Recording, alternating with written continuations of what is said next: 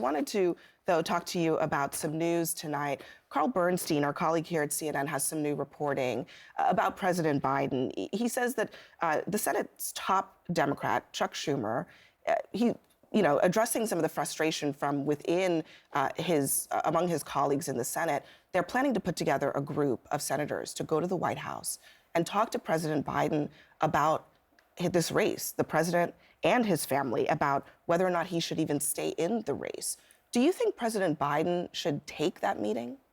Well, listen, here's what I do know. I know that right now we have a choice between Donald Trump for 4 years, which would be destruction of our economy, of our individual rights, of our ability to grow manufacturing, which has all happened under Joe Biden, and Joe Biden. Until Joe Biden says otherwise, he is our candidate. And that's why I try to remind people this is a high stakes moment. I don't know what is going to happen in terms of the Senate, the U.S. Senate caucus. I trust, that whatever conversations are happening, at the end of the day, the decision is the president's, and he's communicated, I think, pretty clearly, he doesn't intend to do anything other than run for re-election. To your point, there is this disconnect that is out there. I want to play for you what that has sounded like to the American people. The bottom line here is that we're not going anywhere. I am not going anywhere. It's up to the president to decide if he is going to run. We're all encouraging him to make that decision because time is running short. Obviously, Speaker Emerita Nancy Pelosi, she's nudging President Biden to reconsider. What does it say to you that so many Democrats, especially on Capitol Hill, do not believe that this issue is settled? Well, it says to me that we are spending a lot of energy not on Donald Trump and the existential threat before us, and that gives me a great deal of concern. I govern the state of Michigan. It is a fantastic state. I am proud to be a Michigander, but I also know this. We are a deeply diverse state of political opinion, of ethnicity, of race, and we are a state that is going to make a huge impact on the outcome of this election. I got a lot of work to do at home. I want to make sure people know what Democrats stand for, what Biden has delivered, and like I said, the only one who makes this decision is President Biden.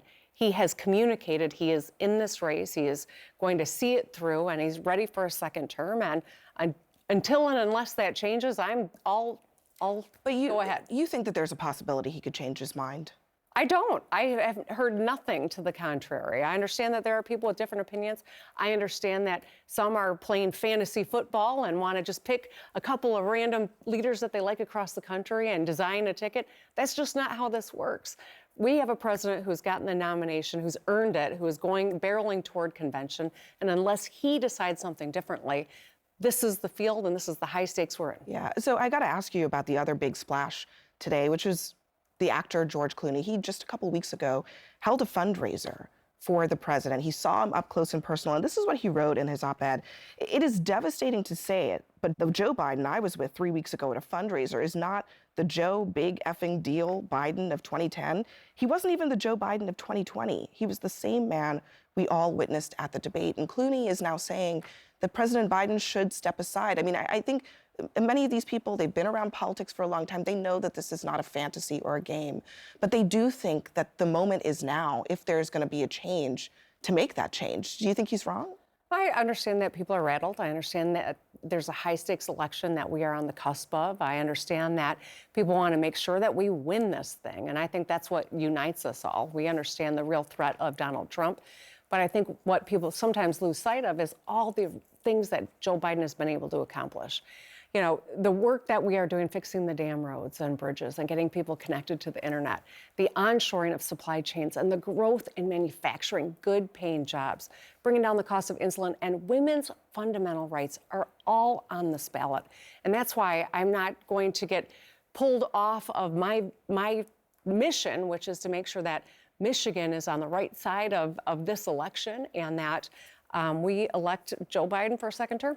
You talk in this book about the importance of, making people feel heard, meeting people where they are, not shutting down dissent. Right. President Biden, he's talked about the opposition to him remaining on the ballot as an elite conversation. Is that the way that he should be approaching these questions about his fitness? Well, you know, in the book, I talk about showing up in every community and valuing the voter in the rural part of Michigan, just like I do in downtown big cities. Every voice matters, and listening to what people have to say is, I think, a real superpower that I have become a better governor and a better leader because I listen to the people I serve. I know that President Biden cares. He's a deeply empathetic man. I think it's a anxious moment for everybody, but at the end of the day, we have got to make sure that people of this country understand what the stakes are and what the receipts are. And President Biden and Vice President Harris are showing up with real receipts, making people's lives better. What more should he do to shut this conversation down? Should he, as some people have suggested, just go ahead and take a cognitive test and demand that Donald Trump do the same? I don't think that'd hurt, to be honest. But at the end of the day, you know, So you think that he should take a cognitive test? I don't think it would hurt. But here's the thing. There's a chapter in my book, I talk about being a happy warrior. I talk about in a debate, I was encouraged to never forget that the person who looks like they're having the most fun wins.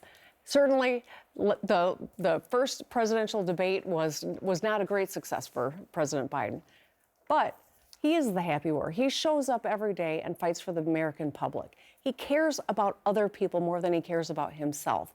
And that's precisely why I think this moment where we have Donald Trump, who's been convicted of 34 felonies, who cares only about Donald Trump, we can't lose sight of how high these stakes are.